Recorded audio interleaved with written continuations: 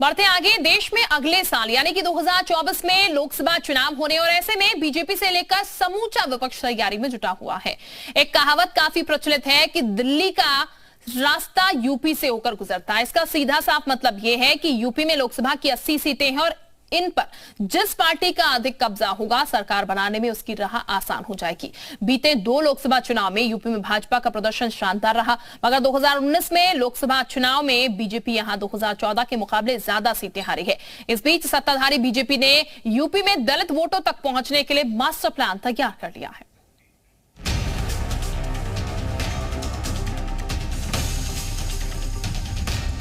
2024 में अगर सरकार बनाना है तो दलित मतदाताओं को रिझाना है और इसके लिए सभी सियासी दलों ने बिसात बिछानी शुरू कर दी है। बीजेपी ने दलित वोटरों को साधने के लिए भी मेगा प्लान तैयार किया है। इसको लेकर बीजेपी एक बड़ा अभियान चलाएगी। अगले साल होने वाले लोकसभा चुनाव को लेकर सोमवार को लखनऊ में बीजेपी कोर कमेटी की बैठक हुई। इस प्लान के तहत अब पार्टी दलित बस्तियों तक पहुंचने के लिए बीजेपी विशेष अभियान चलाएगी। इसके तहत प्रदेश की दलित बस्तियों में जाकर पार्टी फीडबैक भी जुटाएगी और नेता केंद्रीय योजनाओं से अनुसूचित जाति को मिल रहे लाभ की जानकारी लोगों को देंगे। भारतीय जनता पार्टी की मूल रणनीति है सबका साथ सबका विकास।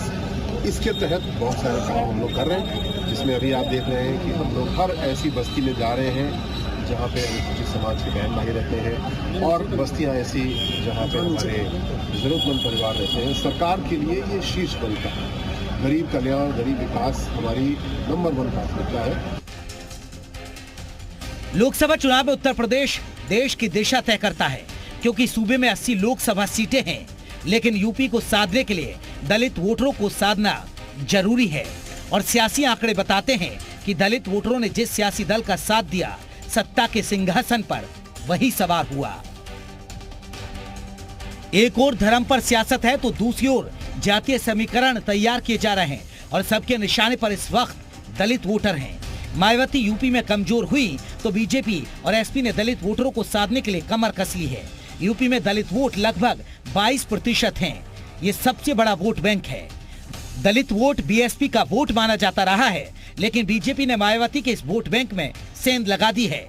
2014 का लोकसभा चुनाव हो या 2017 का विधानसभा या 2019 का लोकसभा या फिर 2022 का यूपी विधानसभा चुनाव, इन चुनावों में दलित वोट बीजेपी के पक्ष में पड़ा।